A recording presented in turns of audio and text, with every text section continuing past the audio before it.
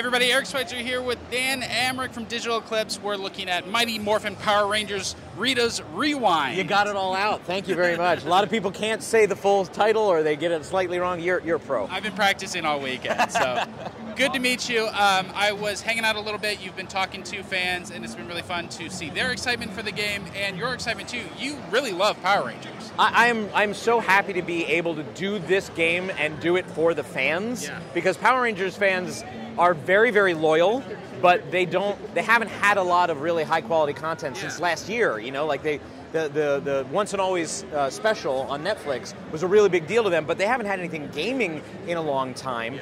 And you know, there've been some smaller games, and they've been eager to try them. But we realized we could do a little wish fulfillment here. Like, the Power Rangers were a huge, huge deal. One of the biggest franchises of the '90s. They never had an arcade game.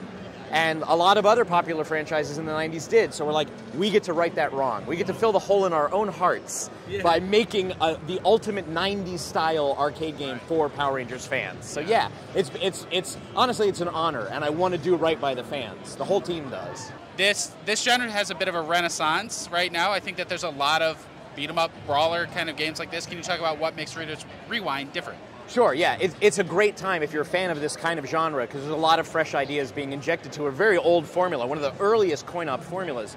So we just decided we didn't want to stop at brawler. About 70% of our game is a brawler, and that's, you know, the core that we know that people are going to have fun with, and we wanted to work on that loop. But we also started thinking about games like Space Harrier and Outrun, and you know, there's bike games like Super Hang-On, right? So hey, the Power Rangers had motorcycles, so we have a motorcycle bonus level.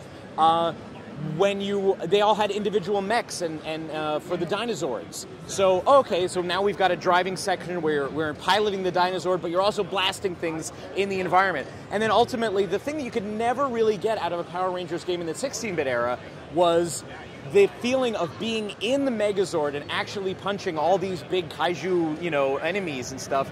And so now we get a chance to do that. So we found a way to put you in that super scalar segment, to be able to put you actually in the cockpit, and so you're throwing the punches that take down Goldar, you're battling Guy personally, and that's something that we really felt like, well, Power Rangers fans are going to have fun with that, but also classic arcade gamers are going to have a chance to do that, because that wasn't used all that often. Yeah. I also heard you talking about that, taking a 90s arcade game, getting rid of the stuff that maybe doesn't work anymore, doesn't work as well, and then iterating on that. Can you talk more about that too? Yeah, I mean, you know, the problem with the arcade games in the 90s was technology, which was limited, and you know, sprites could only be so big, and you only had so many frames of animation. We don't have those restrictions now, so we can make really gorgeous sprites with fluid animation and 60 frames a second, and also quarters. Like, we know that we're making an arcade style game, but we're making it for people that are going to be playing at home. Yeah. So we had a long and sometimes argumentative discussion about whether or not we should include some sort of token or quarter that the player has to earn in order to play things. And ultimately we realized, if you're an adult fan of Power Rangers and you want to share this with your kids or your nephews or whatever, why put a barrier there? Why make it harder? So there are penalties for losing a life in the game. We do have lives, and we do have a health bar and things like that. But it's really minor. It's more about, like, well, you can jump right back in and have fun, but maybe you'd lose your chance to pull off a special move, and you'll have to build that up again. So it's not as crushingly difficult. Now, we do have 4 levels of difficulty. We have easy, normal, hard, and nightmare. So if people are looking, you know, the folks that are going to do speed runs are going to have fun. The one credit clear crowd is going to have their own sort of set of, you know, criteria that they're going to have fun with. But for anybody that maybe isn't even into Power Rangers, is just looking for a fun beat-em-up to play with their friends, we want this to be accessible. We want this to be like, even if you're failing, are you having fun? Are you having fun, son? You know, it's like the meme. So that's where we are. We really wanted to make this, there's people laughing right behind us. So, you know, even if you fall off a rooftop on the rooftop level, are you still having fun? Do you want to get right back into it? So that's what we've been focusing our gameplay on. When I think about the world of the Power Rangers and its legacy, this strikes me as one of those games where you had infinitely more ideas than could ever have fit into one game. Yeah, and fans have been telling us that too, because fans all have this dream game. Yeah. Oh, I've always wanted a Power Rangers game that was, and it's like literally every single genre and every single team from throughout 30 years of Power Rangers history. we wanted to focus on, we took the most recent thing, which was the Once and Always special on Netflix.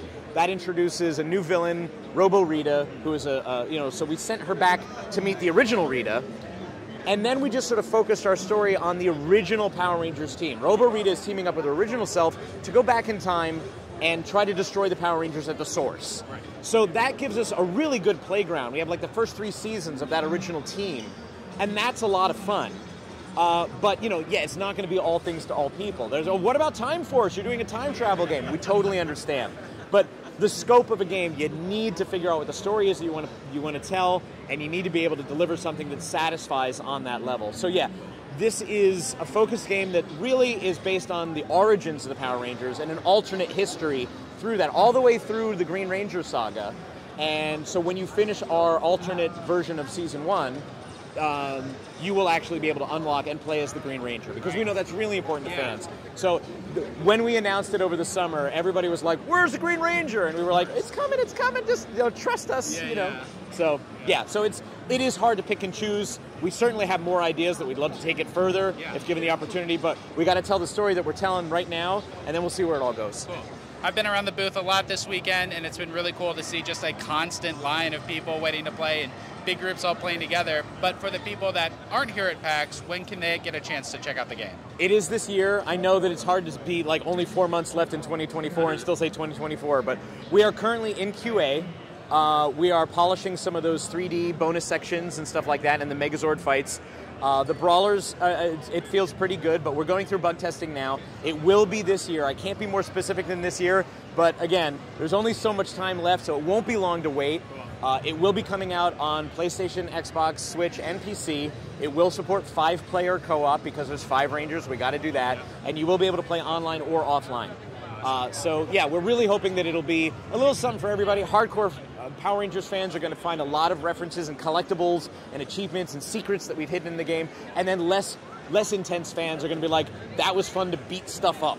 And because that's the core of the genre, right? It's fun to beat stuff up and feel heroic, and that's what the Power Rangers let you do. Well, the game looks like a blast, and it's totally nailing Power Rangers, so can't wait to play more.